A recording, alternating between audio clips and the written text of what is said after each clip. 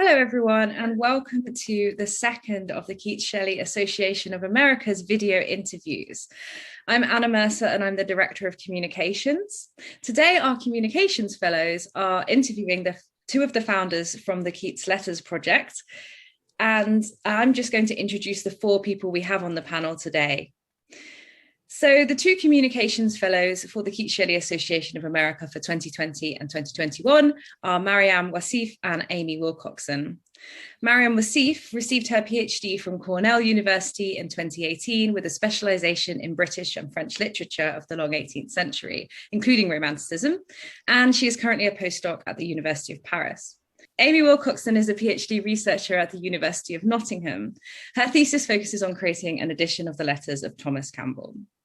And we're delighted to have to be interviewed today Michael Tooney and Brian Rejack. Michael Tooney is a professor of English at Illinois Wesleyan University, and Brian Rejack is associate professor of English at Illinois State University. And they, as I mentioned at the top of this, were two of the founders of the Keats Letters Project, and they also co-edited the excellent essay collection, if I might say so, Keats's Negative Capability, New Origins and Afterlives, which appeared in 2019.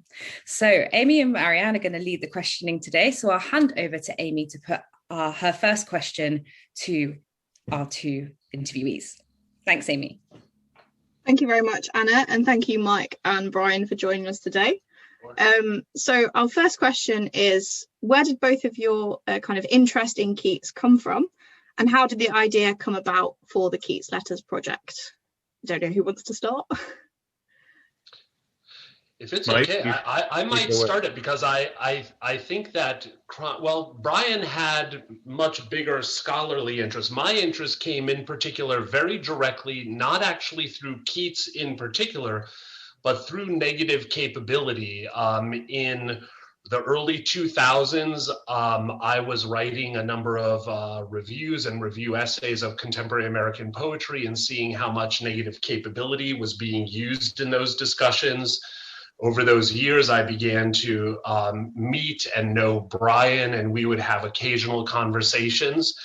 And then finally, in around 2014, Brian and I kind of sat down together to talk specifically about the fact that the 200th anniversary of negative capability was coming up and what we might begin to do with some of that. So we kind of my interest in Keats was very much through negative capability, and then thinking about the 200th anniversary as frankly kind of an interesting opportunity to begin to kind of aim some work towards.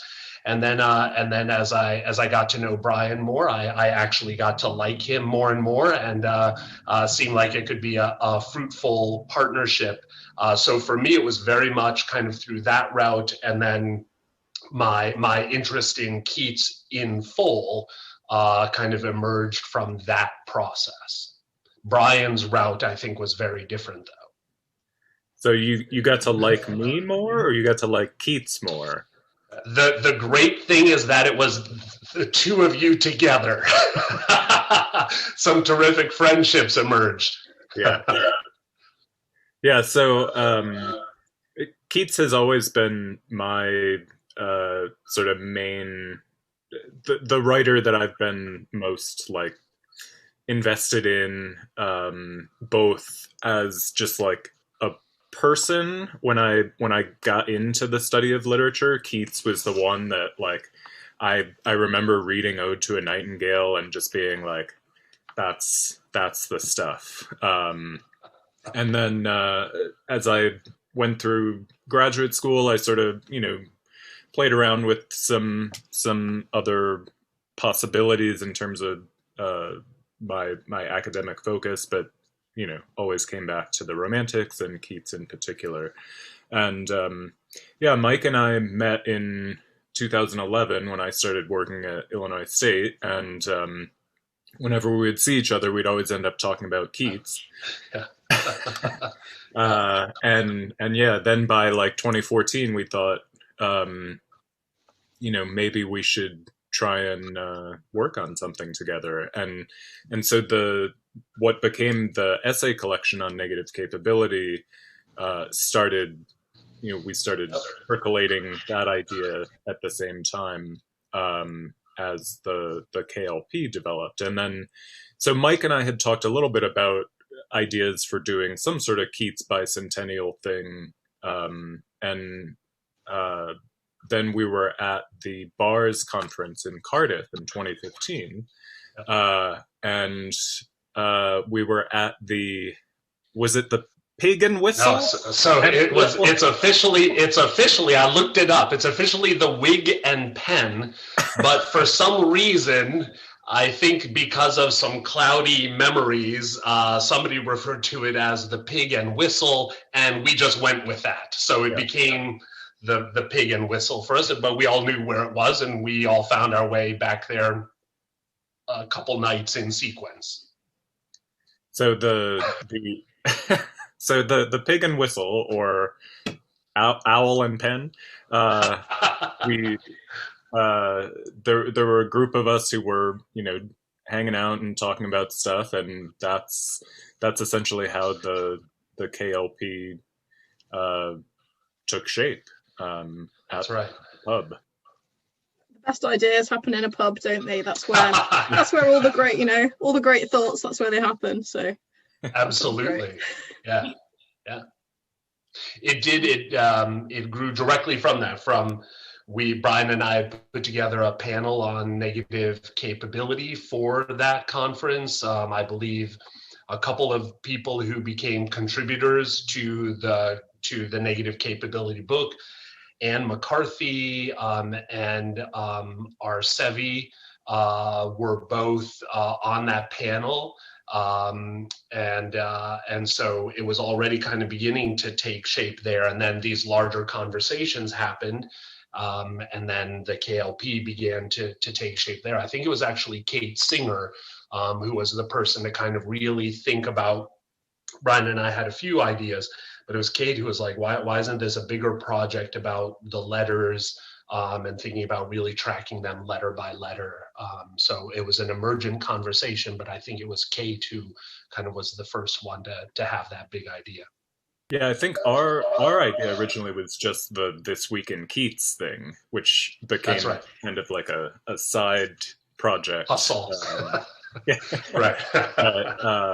But yeah, I remember Kate. So the other founders are Kate Singer, Anne McCarthy, Emily Sandback, and Ian Newman. And we were all at the conference for different stuff, and yeah, it was just sort of fortuitous that we all came together and went from there. So we've talked a little bit about the origins of the project, but the bicentenary of Keats's death necessitates a melancholy end to the Keats Letters Project. And your organized reading of Adonais was a really poignant time for reflection, so thank you for that. Can you tell us a little bit about your recent bicentenary celebrations, and on a more positive note, what's next for the Keats Letters Project? Yeah, the Adonais event, it was another kind of fortuitous thing where the six of us, the six KLP founders and editors, were talking about a variety of different things we might do. And I think it was Anne McCarthy who at one point was like, let's just read Adonais. Like, we've got this great elegy right there. It's perfect. And then we kind of, played around with how we might go about doing that. And of course, in the context of the pandemic, this last year of Keats Bicentennials took on an additional resonance, and that weird situation of being distanced from everyone, but connected through all these kinds of Zoom events that became so commonplace in the last year or so. It allowed us to have this bicentenary event that, as we often tried to do with the KLP, it connected with what's happening now in the present, as we're thinking about these two moments separated by 200 years and so much else. So that event, I felt like it was certainly, of course, a melancholy end, but I think it was a moment of, community and collaboration and bringing people together, and there was a lot of warmth and affection, and that's often been a goal of the site, is to sort of have Keats be this center around which we bring people together and try to build something else. So Mike, you want to add to that? I would agree totally. I would add as well. I think we had there was a particularly, I think, kind of moment of kind of poignant, and also a moment of kind of great conviviality when the KLP worked together with Jonathan Mulrooney and Emily Rohrbach to work with Romanticism in the meantime, to put together an event focused on Keats's final extant letter from November 30th to Charles Brown. And so it was this kind of great moment where we got the six founding editors of the KLP together, and then had everybody from Romanticism in the meantime, the people who show up for that, and kind of had a little presentation, and then a nice degree of conviviality, including a nice cocktail that Ian Newman suggested that everybody make. So, right, it really felt to me, agreed that it's kind of melancholic, but boy, it was things were Keatsian, kind of ripe and blessed and loaded, right? So it still felt kind of very full, and yet, right, we have in a certain way begun this kind of transition from that autumnal sense of completion into another phase, and so we're beginning to kind of think about these new phases.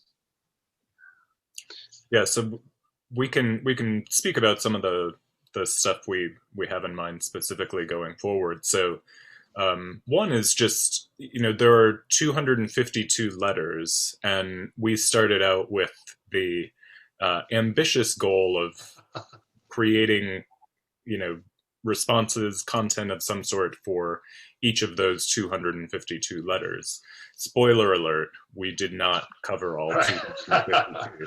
So there remains work to be done with the site, just on that sort of core principle of getting people to write about or engage with the individual letters. So we will keep having new contributions, and then we also have a couple different projects we're pursuing connected with the letters. So one, actually, we're going to be doing some interviews like this as well. So in the coming months, we've been talking with some folks about doing interviews with people who've written recently about Keats. We've always had kind of a side connection with contemporary poets, trying to get the literary studies and poetry worlds to come together through Keats. And so one thing we're thinking about is having some conversations with poets about their connections with Keats. And then the big project we've got going on that's been in the works for a while is a mapping component to add to the site. So basically we're trying to create a mapping tool that will allow you to see and manipulate different information in order to see things in different ways. Basically the letters and where they've been, how they've moved about, both in terms of seeing where Keats is sending letters to in the moment, in the 18 teens and into 1820, but then also how those letters move across the world, really, in the 200 years since. So we'll see when that comes to fruition, but that's another thing we're looking forward to in the future for the site. That's very exciting. Yeah, thank you. Say that sounds incredible. Could I leap onto that just a second here? So I'd add that with the mapping, for me, again, I feel like a one-trick kind of pony when it comes to Keats.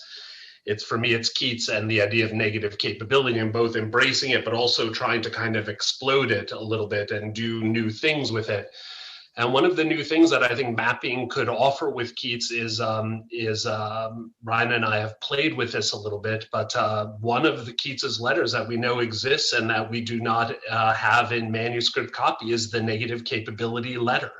And it's hard to think of a holier grail than that letter. And so to actually think about, we have a sense of, we know where it was, we know kind of where it was, when it was generally, and we know some patterns of some of those materials dispersal. And so to actually not only think about mapping out existing letters, but also potentially mapping to actually kind of search for that grail as well. It's a bit of a dream project, right? But hopefully very Keatsian as well, right? Like it's the ardor of the pursuit that makes things real. So even if the thing doesn't turn up, the pursuit itself might be interesting.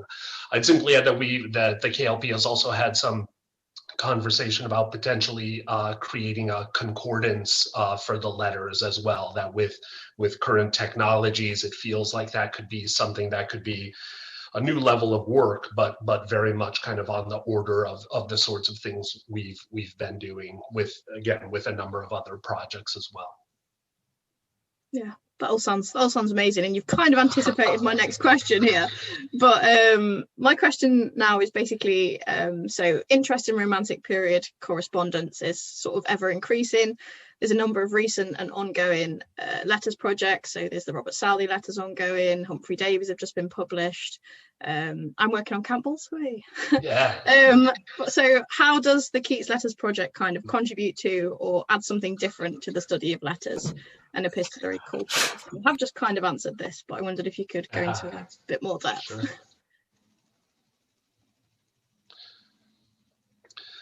For me, the KLP, one of its main goals from the beginning was, and this might be a bit specific to Keats perhaps, but there were so many critics, right, who had been singing the praises of the letters, and then so many critics were saying these are, though, these kind of these literary productions in their own right and deserve their own time and attention.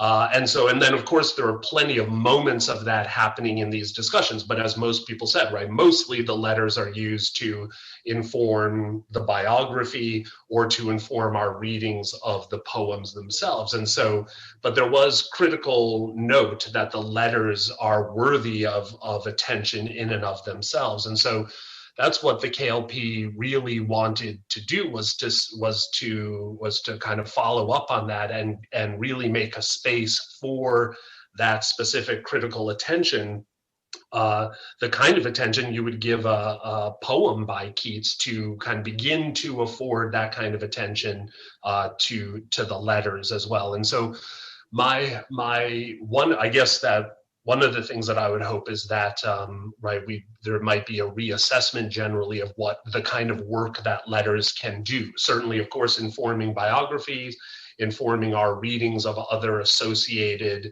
works, but also seeing that the letters may, in and of themselves, be these kind of fascinating documents that are worthy of our genuine and direct attention as well.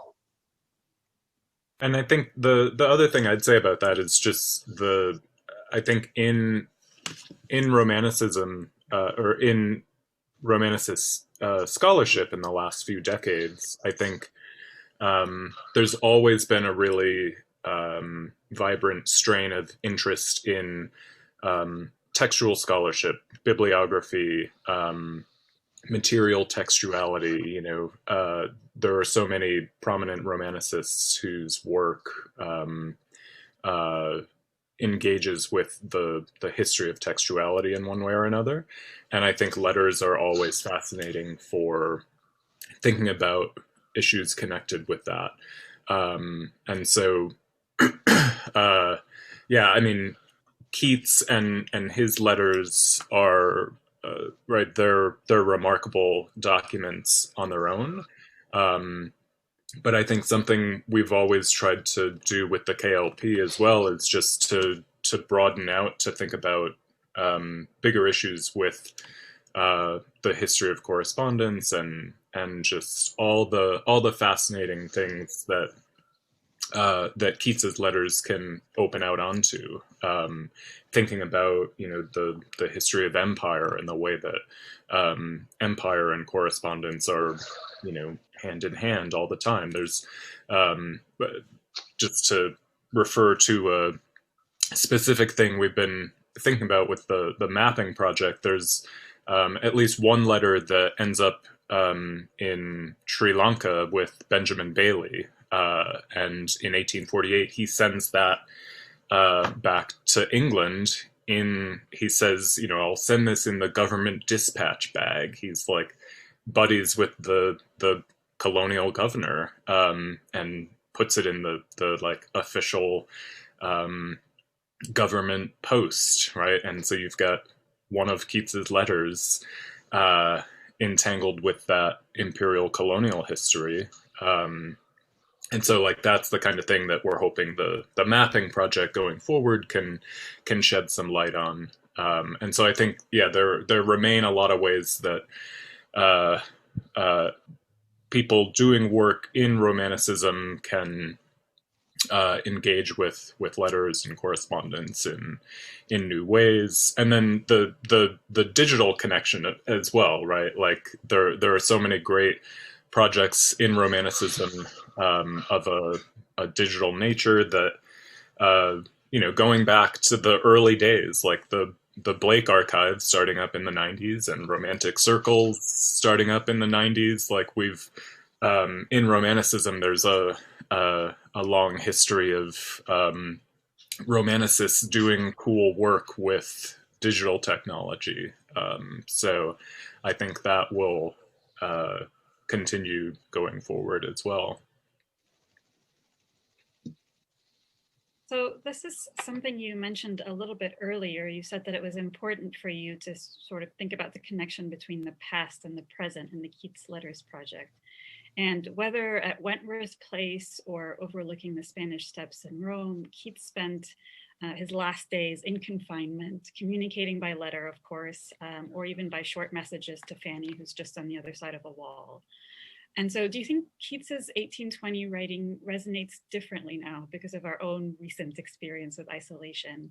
And are there particular letters that feel strikingly contemporary to you or strikingly relevant for our own moment? Yeah, that's, I love that question. And I think certainly the contemporary relevance in this past year has been ratcheted up. I mean, just with the fact that Keats is in quarantine when he travels to Rome, right? Like that immediately took on a new kind of resonance. And he writes a letter from quarantine. So I'm trying to remember the exact date of that one. I think it's October 24th, 1820, to Mrs. Braun, to Fanny Braun's mother. I think I got that right. If we were doing a This Week in Keats video, this would be a moment where later on we go in and edit and put a little note saying like, wrong again, Rejack. Really screwed it up. But I think for me, the letters that that I always turn back to are the long journal letters he sends to America. And I think those in this past year have taken on additional resonance, because there are these very long letters that he writes over weeks and months, and the experience of George and Georgiana reading them is obviously very different than ours, where we can just take a book and like read it day by day. It's more like being there in the moment with Keats writing it. But because they're so extensive, right, it feels like this ongoing communication that, but at a distance, right? So reading those letters for me now feels kind of like the kind of communication we've all gotten used to this year, of being in constant contact with everyone, but always being at such a distance, such a remove. And so it's a very different kind of thing for Keats and for his correspondence. But yeah, that's a connection I sort of kept thinking back to when thinking about those long letters that are, I mean, they're remarkable for the way that they reflect on that situation of being at a distance, but feeling so intimately connected too. Especially there's one in, which one is it? I think it's the December 1818 to January 1819 letter to George and Georgiana, where he actually thinks of this kind of 19th century Zoom call. Basically, it's like, let's read Shakespeare at the same time on a Sunday night or whatever, and it'll be like we're there in the same room together. He didn't figure out time zones, but just an imaginary exercise. No one has yet figured out time zones now either. Yeah. I'd simply add, for me, it might be two letters. One is to go back to the November 30, 1820 letter. It's just Keats's final extant letter. It's so devastating, and right, it's the letter in which Keats declares that he feels he has a feeling as though he's living in a posthumous existence. And on the one hand, right, so it's this big declaration that has gained a lot of critical traction, but it's in the midst of Keats, boy, you see him working he has so many mixed feelings, and they're boiling up, but boy, he's maintaining this friendship with Brown in this letter. And it's just this performance of this kind of fully human performance. He's still being civil and friendly and funny and exuberant in there, and then being devastating but still trying to be a friend. It's a shocking, amazing document. And Keats can be amazing when he's at when he or when somebody else around him is at their darkest. So there's a letter from August 6, 1818 that he writes to Georgiana's mother, right after George and Georgiana have emigrated to the United States. And it's this letter that starts off, Keats has wrapped up his Northern walking tour, but he's writing to Mrs. Wiley to kind of say, right, I know the grief you're feeling, right? Your daughter has left, right? You emigrate to the United States. There's a chance you're never going to see that, very good chance, you will never see that person again. And Keats ends the opening of that letter by saying, right, I won't try to make joy sorrow or sorrow joy. And then the letter cracks open and it becomes a comedic tour de force.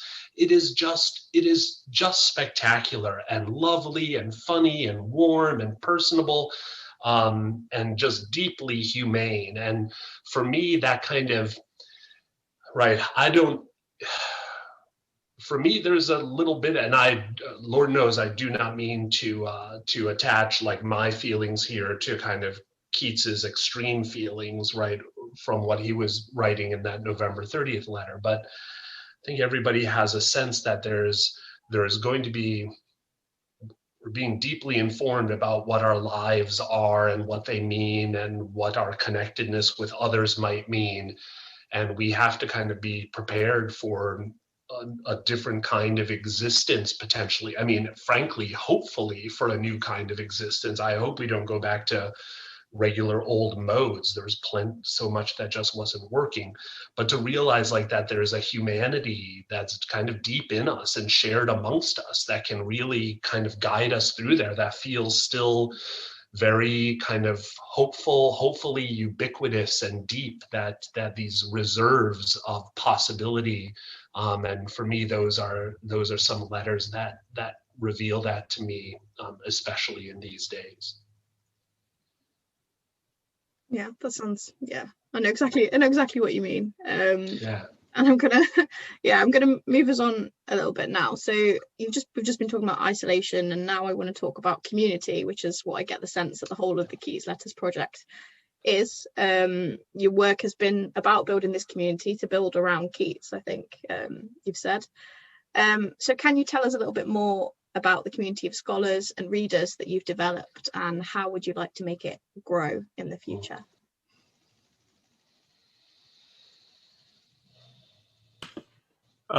Yeah, as we said from the beginning, I mean, it began, the project began in friendship and conviviality, right? Like at the pub, talking about the conference from, that day, like what we'd seen, what we were interested in. And I think that's always been kind of the mode we go for, right? Is like people who are engaged and interested in talking about this stuff together, and but also like, exploring. We're not trying to necessarily present work that's like completely figured out, like there's a lot of stuff we've done with the site to encourage like speculation and experimentation, trying out different things. And I think that's always easier to do when you've got a good community behind you. So the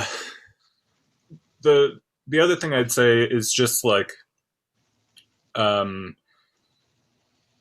site has created a lot of connections for all of us. Like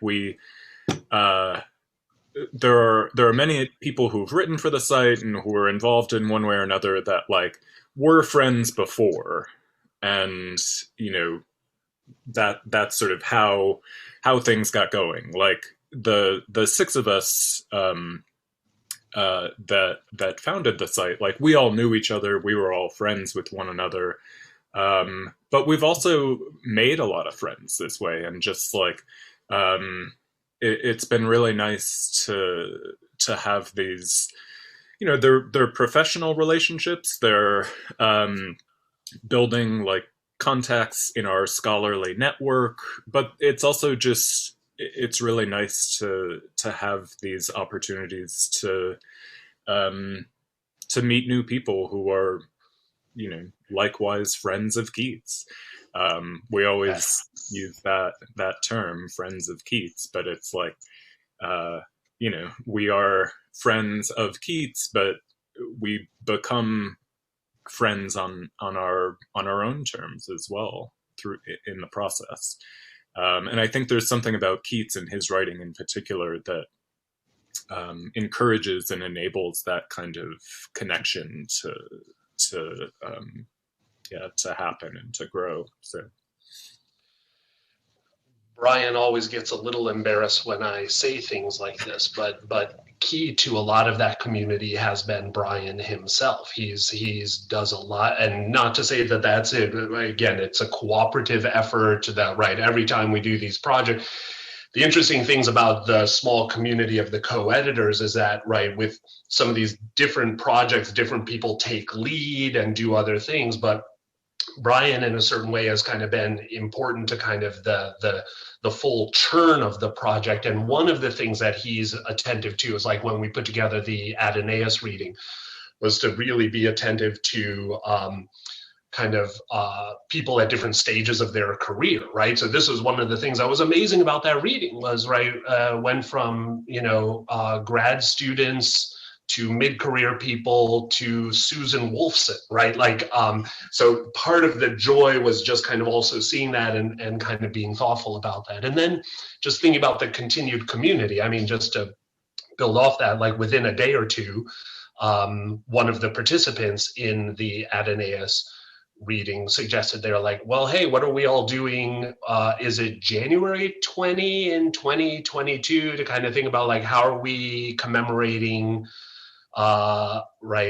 Shelley, right? And then there'll be the question of how do we commemorate, but right, like, and then realizing that those are all, they're moments of commemoration, but then also moments of community and feeling that need for continued community.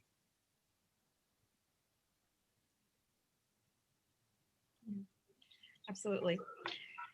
So taking us back now to the link with sort of the contemporary moment, the Poet's Poet entry on the KLP website lists recent poems that were written to, from, or about Keats, and they have evocative titles. Like one is called The Brown Aesthete Speaks, which is from the Harlem Renaissance, I understand.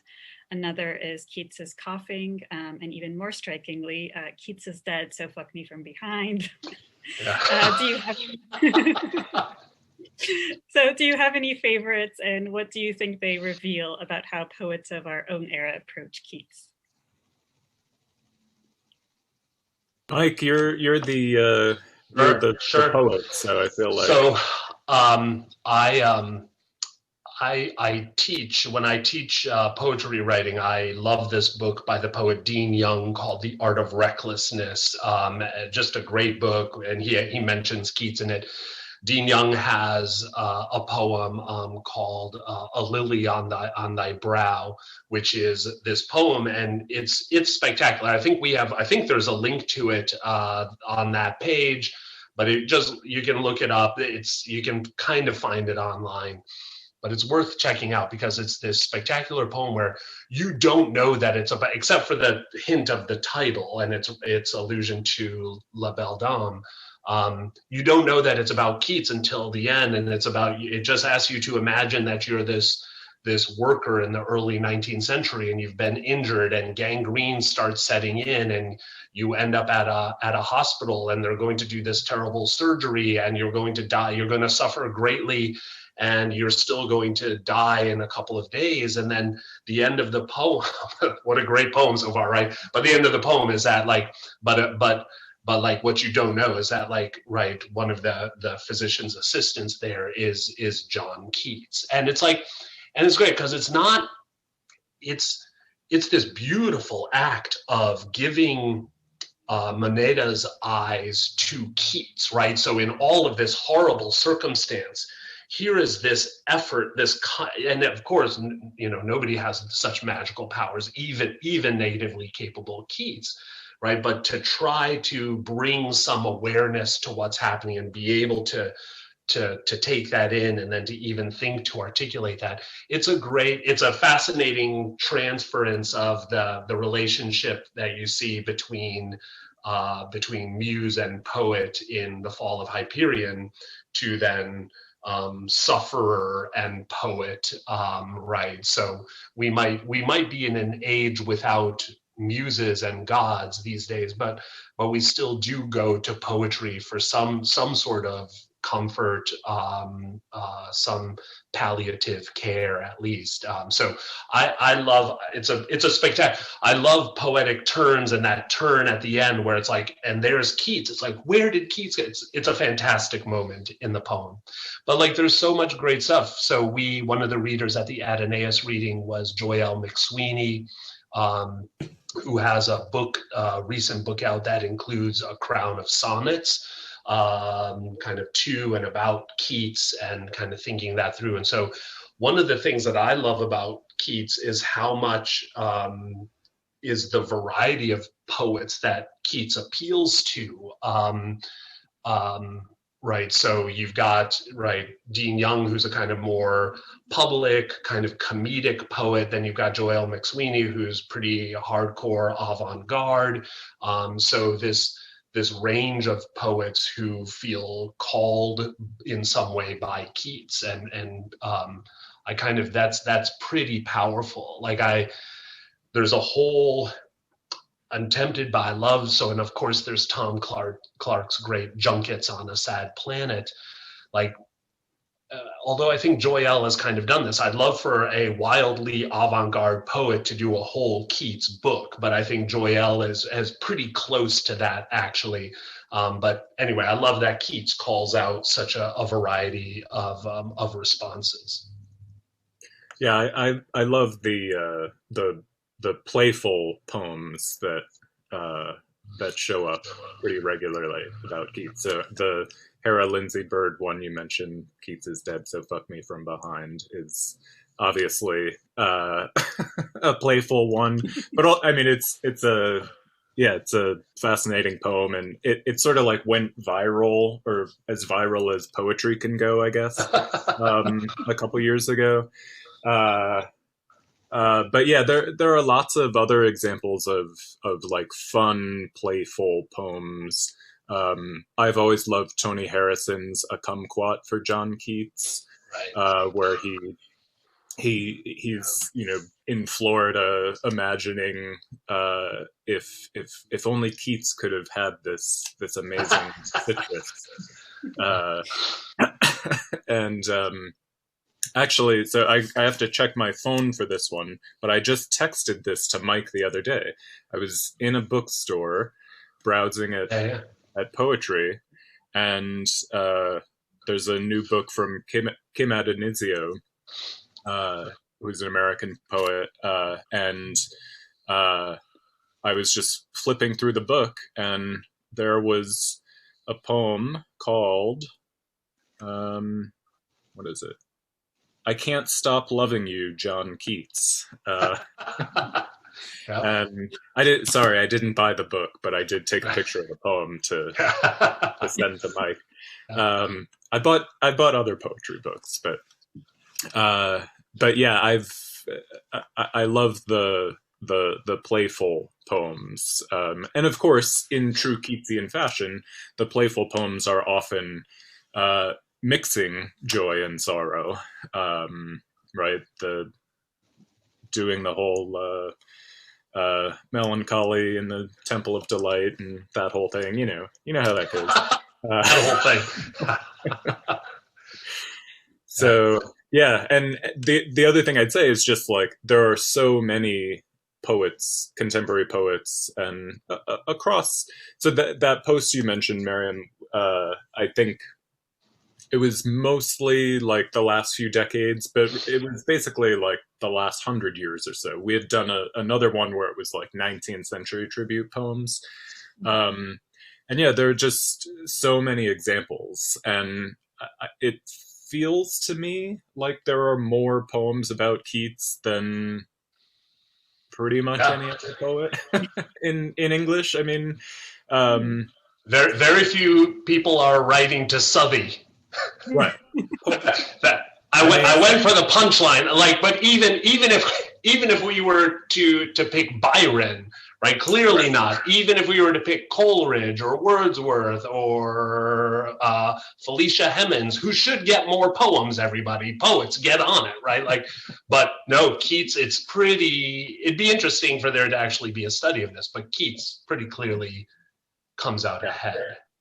Of like early 19th century poets, I think if we put that limiter on it, certainly of early 19th century poets, there are no others that get as much love from contemporary poets as compared with Keats, maybe.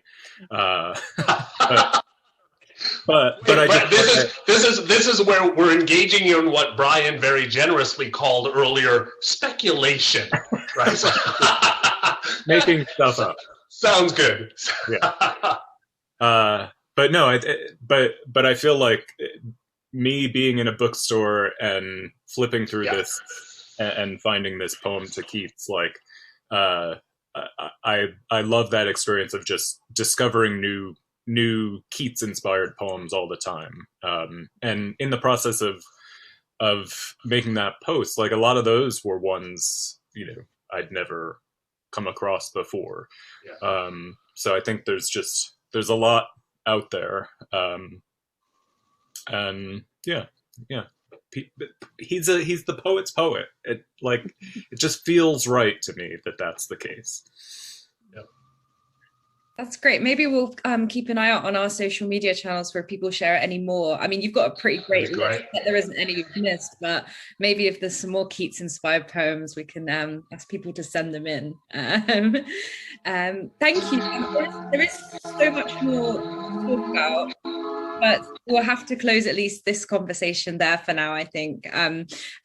So sorry. Thank you so much. It's been really exciting to hear about the potential for interviews, the potential concordance. That was really interesting. More collaborations on the way, and revisiting that crucial idea of Keats's letters as distinct from the poetry and worthy of their own study. Thank you. So thank you to Michael Tooney and Brian Rejack, and thank you to Mariam Wassif and Amy Wilcockson for putting that interview together and asking those questions. And thank you to all the friends of Keats that I think will have taken the time to watch this interview if you're still listening to my outro bit. So thank you. You can find more about the Keats Letters Project if you go to keatslettersproject.com.